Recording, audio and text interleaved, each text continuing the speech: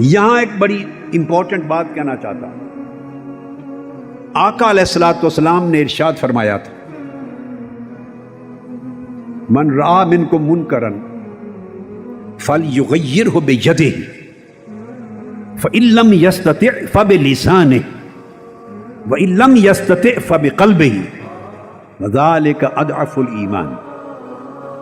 آقا علیہ الصلوۃ والسلام نے 3 معیار مقرر فرمایا تم میں سے جو شخص برائی کو، ظلم کو، بے حیائی کو، لوٹ مار کو، کرپشن کو، دین کی حدود کی خلاف ورزی کو، ظلم کو، جبر کو، آقا علیہ السلام نے فرمایا جو بھی منکر ہے، جو اس کو کھلے بندوں دیکھے، اس کو نظر آئے، تو اس پر فرض ہے کہ وہ اپنی پوری طاقت اور قوت کے ساتھ اس کو روکے اور اس نظام کو بدلنے کی کوشش کرے۔ فَلْيُغَيِّرْهُ بِيَدِهِ، پوری قوت کے ساتھ اس نظام کو بدلے۔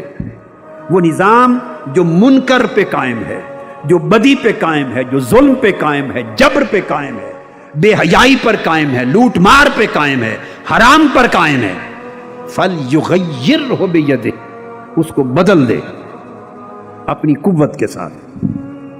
یہ آقا علیہ السلام نے ایک پہلا معیار قائم کیا، یہ معیار آئیڈیل ہے۔ پھر آپ نے خیال فرمایا اپنی امت کے کمزور لوگوں کا، اور فرمایا فَإِن لَّمْ يَسْتَطِعْ فَبِلِسَانِهِ، اور اگر کوئی اتنی طاقت اور جرت نہ رکھے، ہر ایک کے سینے میں ایسا کلیجہ نہیں ہوتا نا۔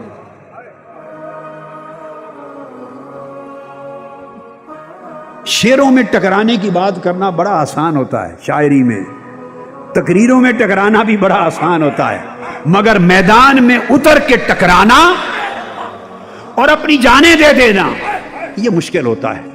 یہ اسی کو نصیب ہوتا ہے جس کے من میں اس نے حسینیت کا چشمہ کھول دیا ہو، جس کو حسینیت کے نور سے روشن کر دیا ہو۔ اگر حسینیت کسی کے من میں داخل ہو جائے، اس میں بزدلی نہیں رہتی، بے حسی نہیں رہتی، بے ضمیری نہیں رہتی، بے غیرتی نہیں رہتی، بے حیائی نہیں رہتی، ڈر نہیں رہتا، خوف نہیں رہتا، مصلحت نہیں رہتی، اس کی ٹانگیں کانپتی نہیں ہیں۔ پھر وہ کمزور بھی ہو تو دنیا کا طاقتور ترین ہوتا ہے، کیونکہ اس کی طاقت اپنی نہیں ہوتی، اس کی طاقت حسین سے ہوتی ہے، فکر حسین سے ہوتی ہے۔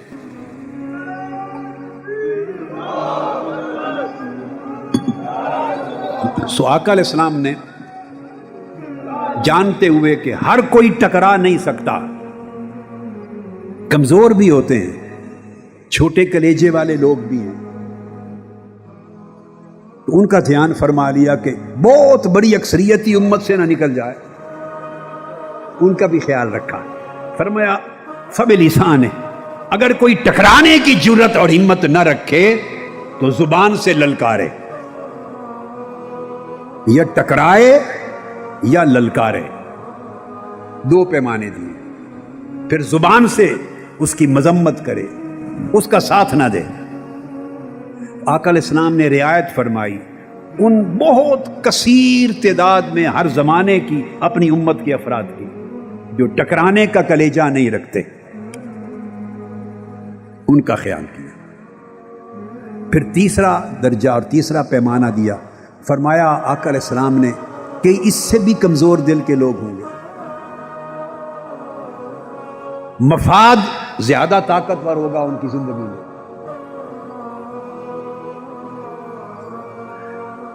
کئی لوگ مالی مفاد کے آگے کھڑے نہیں ہو سکیں گے، کئی چندوں کے آگے کھڑے نہیں ہو سکیں گے، چندے رک جائیں گے، کھڑے نہیں ہو سکیں گے، کئی پرمٹوں کے آگے کھڑے نہیں ہو سکیں گے، کئی ڈیولپمنٹ فنڈز کے سامنے کھڑے نہیں ہو سکیں گے، کئی گلی کوچوں کے چھوٹے چھوٹے کاموں کے کوئی کام اور غرض کی وجہ سے کھڑا نہیں ہو سکے گا۔ بڑے کمزور لوگ جن میں زبان سے حق کہنے کا بھی حوصلہ نہیں ہوگا، زبان سے حق کہنے کا بھی حوصلہ نہیں ہوگا، ڈریں گے۔ آقا علیہ السلام نے سوچا کہ ہوں گے تو وہ بھی میری امت میں ایسے بھی ہوں گے۔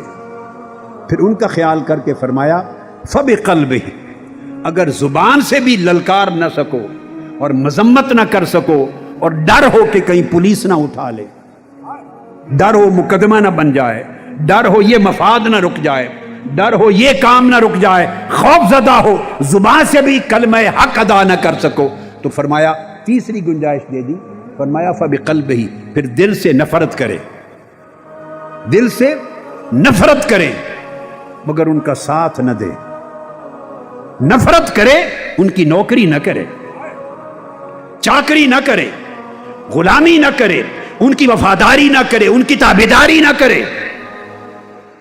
میں جب یہ بات آپ سے کر رہا ہوں، مجھے بڑی بڑی دینداری کی شکلیں رکھنے والے میری آنکھوں کے سامنے، بڑی بڑی وضاحت، بڑی بڑی صورتیں، شکلیں، دیکھنے میں بڑی سنتیں، دستاریں، بہت کچھ سامنے دیکھ رہا ہوں۔ آقا علیہ السلام نے فرمایا ٹھیک ہے، اگر تم زبان سے ٹکرا نہیں سکتے، زبان سے خوف زدہ ہو یا مفاد زدہ ہو، خوف زدہ ہو یا مفاد زدہ ہو، تو پھر دل سے نفرت تو کرو، ان کی پارٹی نہ بنو، ان سے الائنس نہ کرو، ان کا ساتھ نہ دو، دل سے نفرت کرو۔ اور دل سے نفرت کرنے کے لیے فرمایا وَذَلِكَ أَضْعَفُ الْإِيمَانِ، یہ ایمان کا کمزور ترین درجہ ہے، ایمان کا کمزور ترین درجہ ہے۔ تو آقا علیہ السلام نے اس کو کمزور ترین درجہ قرار دیا مگر سٹل ایمان کے اندر رکھا، ایمان سے خارج نہیں کیا، فرمایا یہ باٹم لائن ہے، کمزور ترین درجہ ہے۔ اس سے آگے سٹیپ کیا ہے؟ چوتھا سٹیپ ہے ان کے ساتھ مل جانا، وہ ایمان سے خارج ہونے والا عمل ہے، یعنی بدی کا ساتھ دینا، ظلم کا ساتھ دینا، جبر کا ساتھ دینا، وہ اضعف الایمان سے بھی نیچے ہے۔ اب میری سمجھ میں نہیں کہ کمزور ترین ایمان کے بعد پھر کون سی حالت ہے ایمان کی کہ جس کو داخل ایمان سمجھیں گے۔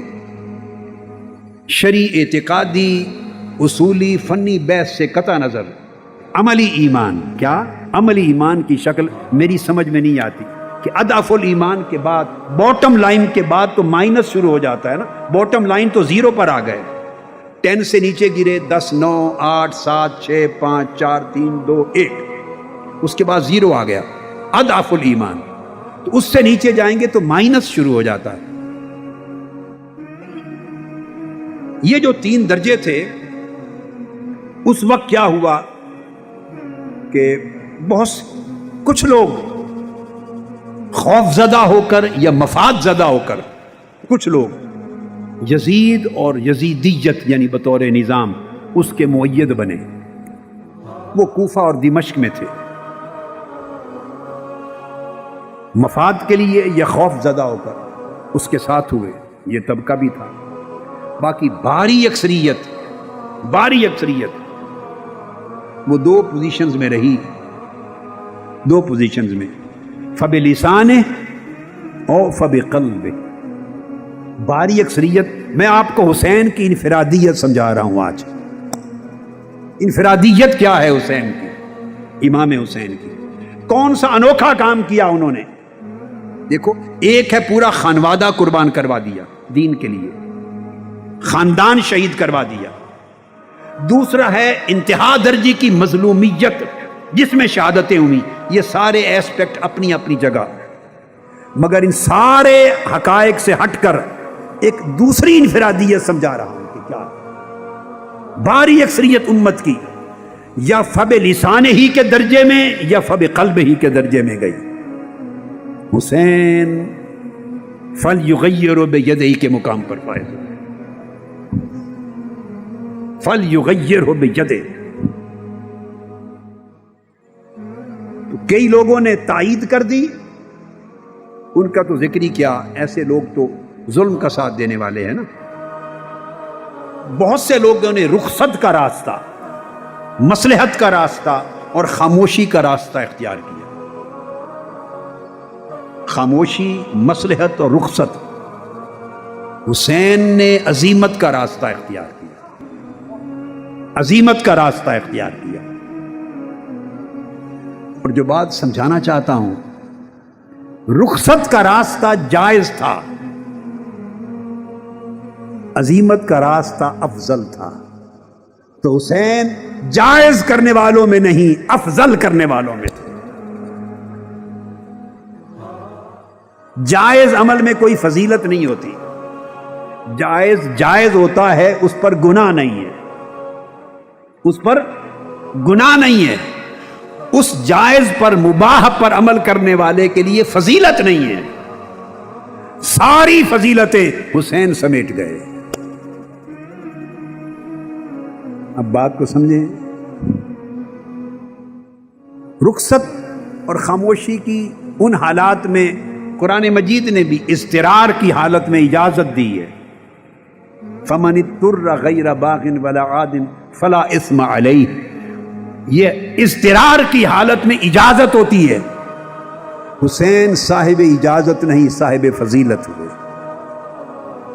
اجازت کا طریق بہت سو نے اپنایا، مگر فضیلت کا طریق حسین کے حصے میں آیا۔